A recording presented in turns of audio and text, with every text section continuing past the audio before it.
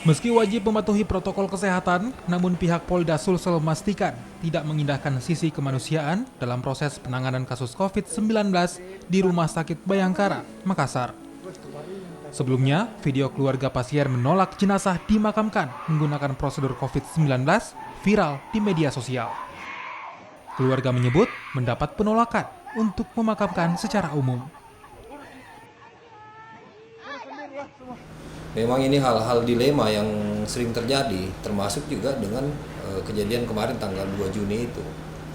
Nah, ini kemarin terjadi, sebenarnya tidak ada hal yang diinginkan untuk mengabaikan sisi kemanusiaan.